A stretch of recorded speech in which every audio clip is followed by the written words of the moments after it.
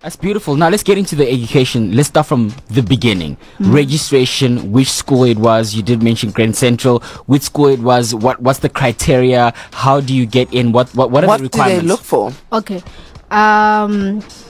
Initially, they said maths and science. All right. But I wrote to them. I did my initial training, my private pilot license at 43A School. It's a school there in Port Alfred. All right. Isolate school. And we wrote to them. I told them I don't have maths and science, but I have geography. So they were like, okay, yeah, that will help you a lot. So people need to state that as well. All right. Just because you don't have maths and science doesn't mean that, you're limited. You keep pushing. And then I did my private pilot license, which you need to have around about 50 hours of dual hours, of which 25 of those 15 of those need to be PIC. That means you alone are controlling that aircraft. Sure. You do your solar hours, and then thereafter you go for a test. So you tested by a DFE. Those are the proper, the high people that test you to see if you're actually competent to fly a plane on your own.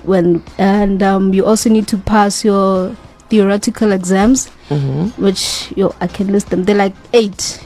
And the pass mark is 75%. Below that is a fail. Sure. And you also do what we have. It's called ground evaluation. So before you test, they actually test your knowledge. How much do you know about this plane? How much do you know about the airspaces?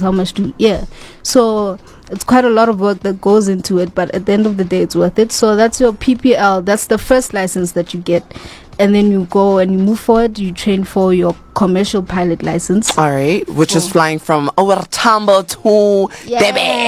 Yes. Okay. Those are the goals. So for that, you need 200 hours. All right. Dual. 100 hours need to be solo, which is what I'm accumulating now. And you also need your theoretical exams. There are also 8 exams. Pass mark also 75%. And then thereafter you do your instrument rating. So that's how you see the people flying into class. You get your instrument rating. Nice. And thereafter you also test for comm by a DFE. So same concept. You do your ground evaluation, they test your knowledge, how's this, and then you go and fly. You do the practical.